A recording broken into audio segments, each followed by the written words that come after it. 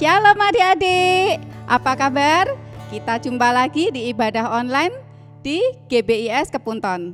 Ya, kita akan mulai ya. Kita diciptakan Tuhan itu secara sempurna. Dan saat kita diciptakan Tuhan, kita melalui proses di mana proses itu mungkin tidak menyenangkan, tidak mengenakkan. Ada kalanya kita mengalami sakit, kita dibully teman, atau mungkin juga kita difitnah. Tapi kita harus tetap percaya bahwa Tuhan Yesus itu selalu memberikan rancangannya yang terbaik untuk kita. Ya, mari kakak mau ajak adik-adik untuk menyanyikan lagu Bukti Kebesaran-Mu.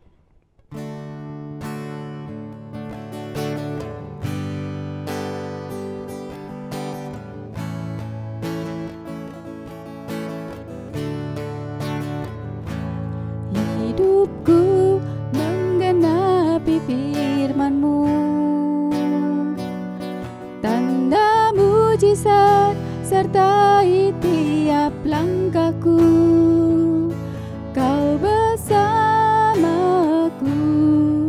di dalamku, jadi bukti kebesaran-Mu. Tuhan, Kau sempurna dalam rancangan-Mu dan karya-Mu. Ku serahkan hidupku, murnikan dengan Roh-Mu. Tuhan, Kau sempurna dalam rancangan-Mu dan karya-Mu. Ku serahkan hidupku, murnikan dengan Roh-Mu. Hidupku menggenapi firman-Mu, tanda mujizat sertai tiap langkahku. Kau bersamaku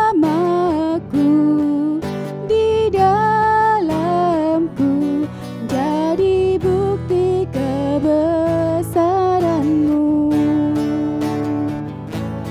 Hidupku menggenapi firman-Mu, tanda mujizat sertai tiap langkahku. Kau bersamaku di dalamku, jadi bukti kebesaran-Mu. Kau bersamaku di dalamku, jadi bukti kebesaran-Mu. Kau bersamaku di dalamku, jadi bukti kebesaran-Mu. Tuhan, kami ucap syukur dan berterima kasih Tuhan untuk penyertaan-Mu hingga hari ini. Tuhan, kami percaya saat kami Kau proses Tuhan, waktu-Mu lah yang terbaik. Terima kasih Tuhan, sebentar lagi kami akan mendengarkan firman-Mu. Biarlah Engkau yang menyiapkan hati kami, taburkanlah firman-Mu agar kami dapat menerima, dapat mencerna, dan dapat melakukannya di kehidupan kami sehari-hari. Terima kasih Tuhan, terima kasih di dalam nama Tuhan Yesus. Kami sudah mengucap syukur dan berdoa. Haleluya, amin. Adik-adik, mari kita sebelum mendengarkan firman Tuhan, kita menyanyikan satu lagu lagi ya. Kita nyanyikan lagu Waktu Tuhan.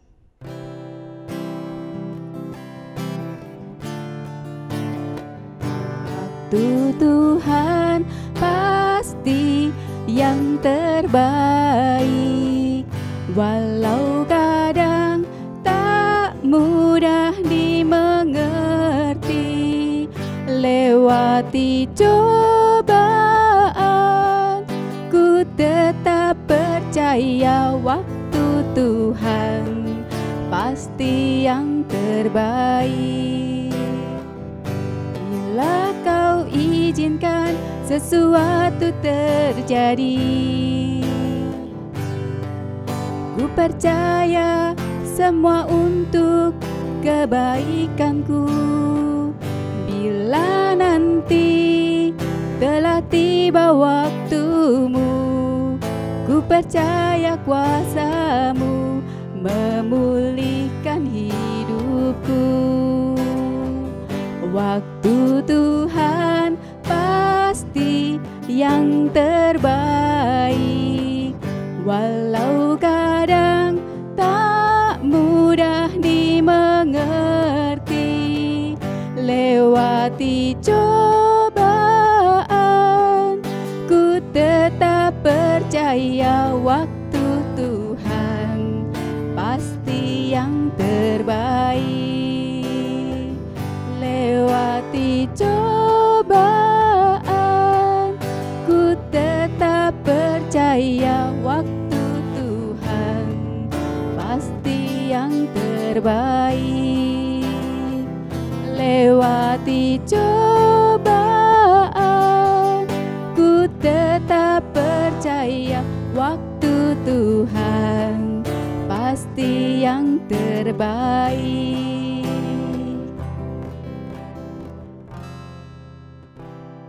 Ya, adik-adik, tadi kita sudah memuji Tuhan, menyembah Tuhan.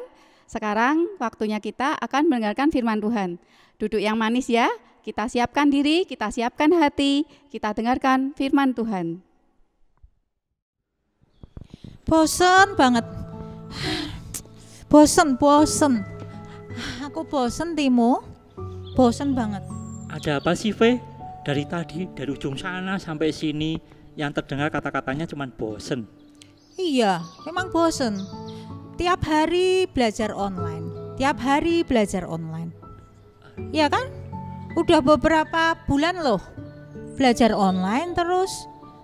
Bangun, belajar online. Terus habis itu nggak boleh pergi. Kalaupun pergi ada banyak aturannya. Di rumah, besok belajar online lagi. Bosen banget kan? Lah sekarang maunya apa? Maunya dolan Aku itu sama dong. Oh, sama ya. Iya. Tapi ya gini loh Timo, ya, di rumah itu memang banyak yang menyenangkan. Ya kan? Belajar online di rumah, kita bisa setelah itu tiduran. Terus banyak waktu main game. Iya. Ya kan? Banyak juga teman-teman yang begitu ya. Asik kan? Asik. Tapi lah bosen Timo. Di rumah kan sendiri. Iya. Pada sibuk sendiri. Beda kan kalau kita di sekolah sama temen. Masih bisa bermain-main ya? Iya. Kita ketemu teman banyak. Terus kita bisa bermain. Ya. Bisa tertawa. Coba kita di rumah, berapa frekuensi kita tertawa? Ya kan? Itu tadi karena kata-kata bosen tadi. Ya karena akhirnya kan jadi bosen Timo. Gitu loh. V, ingat kita sudah diberikan Tuhan mulut untuk apa coba? Untuk bicara. Nah, lalu? Untuk memuji Tuhan. Nah, betul kan? Ya. Lalu? Untuk memperkatakan yang baik. Nah, sekarang dari tadi Kak Timo dengar kok bosen terus. Nah, itu yang membuat Veve jadi lebih menderita. Lebih terasa bosennya ya. Nah, begitu. Nah, ya sih. Gini Ve, aku mau cerita nih. Ada seorang pemuda yang ini pemudanya ganteng nih. Cakep. Nah, itu kan. Siapa dia? Nah, ini pemuda ini tapi nggak kalah menderita. Oh ya? Seperti yang Veve alami sekarang ini. Ada orang yang lebih menderita dari kita? Oh, ada. Oh ya? Iya, saat ini kan kita menderitanya hanya karena apa itu? Di luar sana ada apa? ada virus. Nah, virus. Tapi virus itu membuat kita nggak bisa apa-apa loh. Iya. Kita keluar aja pakai masker, Nah, harus cuci tangan, iya. harus jaga jarak. Nah, Menderita banget kan? iya betul. Biasanya kalau kita pergi kemana-mana bisa menghirup udara dengan Enak sekali kan? Tapi Betul. sekarang ditutup masker. iya. Menderita loh itu. Jadi apa itu namanya? Hah? Ngos-ngosan gitu ya. Oh, ya. Nah, itu menderita juga ya. Ah, Nah, tapi ini pemudanya lebih menderita lagi. Oh, Mau tahu? iya. Siapa Ya. itu? Yuk, Hmm? kita buka ya. Kita Oke. buka kisahnya.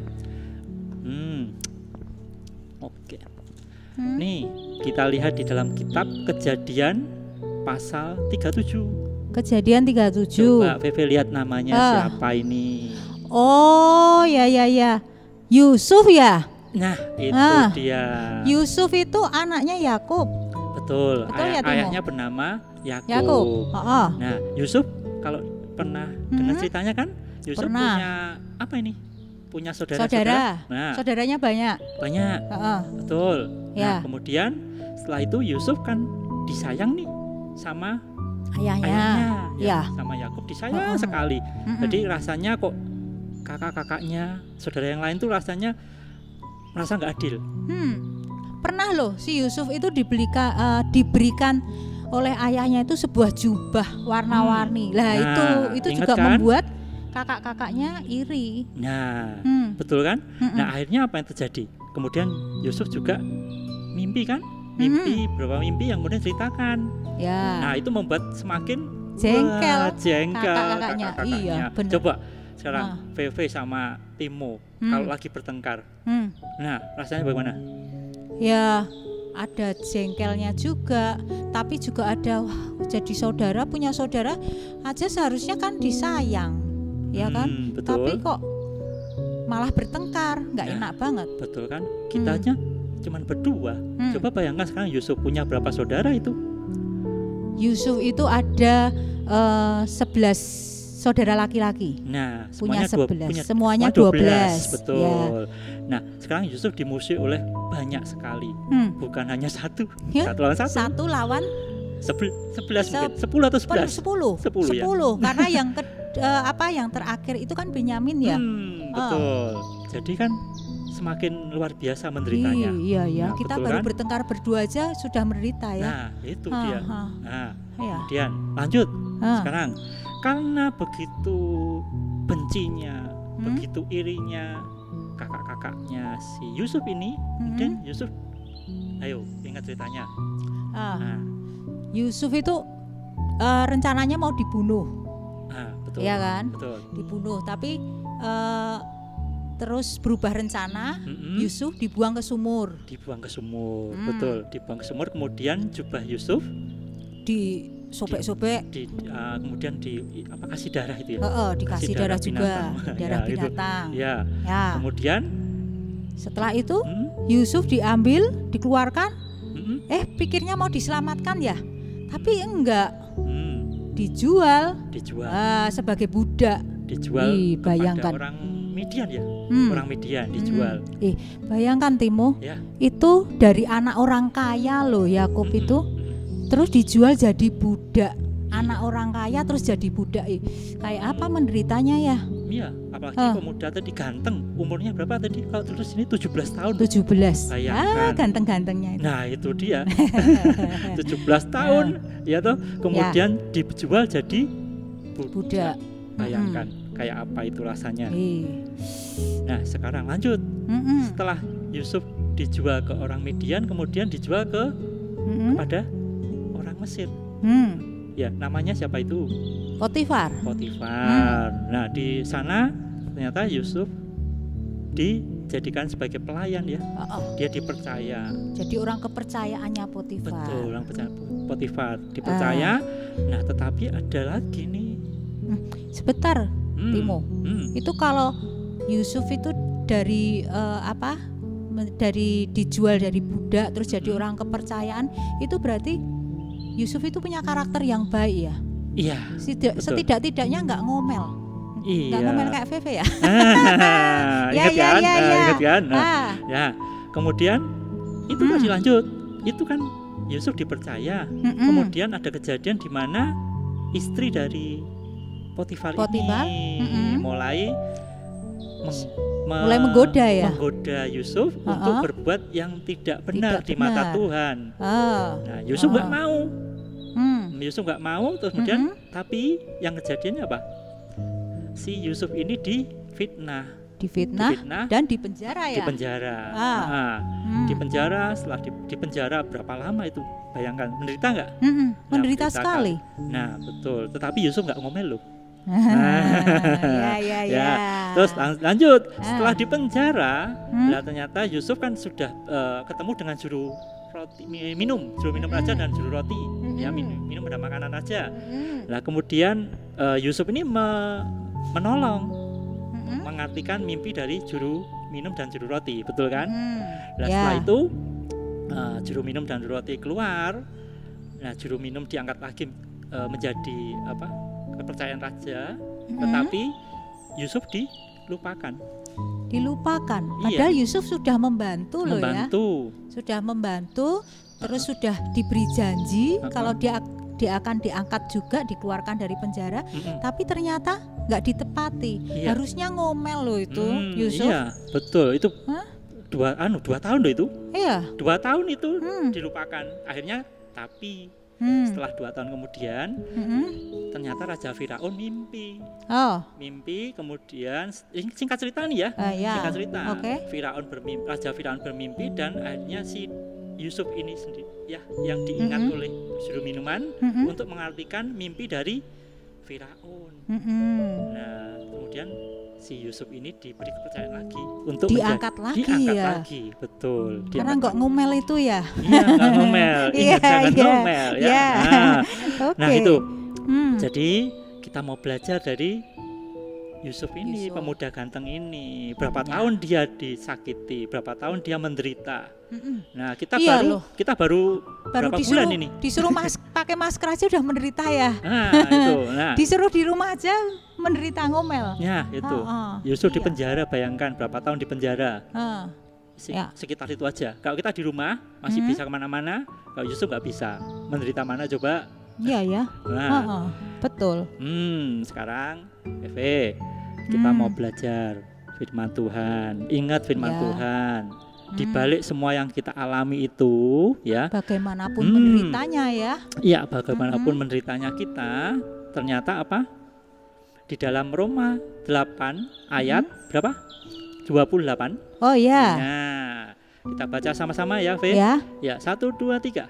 Kita tahu sekarang bahwa Allah turut bekerja dalam segala sesuatu untuk mendatangkan kebaikan bagi mereka yang mengasihi Dia, yaitu bagi mereka yang terpanggil sesuai dengan rencana Allah. Jadi dalam segala sesuatu itu sebenarnya Allah turut bekerja untuk mendatangkan kebaikan. Amin. Harusnya Fefe nggak boleh ngomel. Ya, mulai sekarang belajar. Ya, memang itu menyakitkan, tetapi kita mau belajar. Sekalipun kelihatannya kondisinya tidak mengenakan kita, tetapi kita harus percaya bahwa kalau kita mengasihi Yesus, berarti ada Allah turut bekerja di dalamnya untuk mendatangkan kebaikan. Iya, percaya? Gitu ya. Percaya deh sekarang. Berhenti ngomel, tapi sebaliknya harus lebih mengasihi Yesus, lebih percaya kepada Yesus dan lebih mengucap syukur. Betul ya? Itu dia. Sudah, Fe? Sudah, mengerti sekali. Jadi Kak Timo ya. Timo nggak mau dengar lagi nih, bosan-bosan dari tadi. Berisik tahu. Oke. Sekarang akan belajar bersyukur deh. Nggak akan mengomel. Iya, puji Tuhan, Fe. Terima kasih Timo. Sama-sama, Fe. Kita serumah, nggak boleh bertengkar lagi ya. Oke. Aku baca lagi dulu. Ya. Ya, adik-adik, tadi kita sudah memuji Tuhan, menyembah Tuhan, kita juga udah mendengarkan firman. Sekarang waktunya kita akan ikut kuis. Kakak akan menyebutkan 5 pertanyaan dan kalian simak baik-baik ya. Pertanyaan pertama adalah, berapa tahun Yusuf menunggu janji juru minuman untuk bebas dari penjara? Yang kedua, nama suami dari perempuan yang menggoda Yusuf adalah? Yang ketiga, siapa nama ayah Yusuf? Keempat, mimpi siapa saja yang diartikan oleh Yusuf saat dia ada di dalam penjara? Dan yang terakhir, benda apa yang diberikan oleh ayah Yusuf kepadanya karena Yusuf adalah anak kesayangannya? Jawaban kalian kirim ke nomor WA Sekolah Minggu ya, di 0895 2305 2505. Jawaban ditunggu sampai hari Selasa jam 4 sore. Dan akan diambil 5 pemenang, jawaban yang tercepat dan yang benar. Ya, sekarang kita akan berdoa untuk mengakhiri aktivitas ini. Tuhan, kami ucap syukur dan terima kasih. Kami sudah menerima firman-Mu dan kami akan berjanji bahwa kami tidak akan mengomel-ngomel lagi, kami tidak akan menggerutu, kami akan selalu menikmati segala proses yang Engkau berikan. Karena kami percaya bahwa Tuhan selalu menyertai kami, baik di saat kami susah, di saat kami sedih, saat kami sakit, bahkan saat kami senang. Terima kasih Tuhan, terima kasih. Di dalam nama Tuhan Yesus, kami mengucap syukur dan berdoa. Haleluya, amin. Ya, adik-adik, sampai jumpa lagi di ibadah online minggu depan. Selamat beraktivitas, Tuhan Yesus memberkati.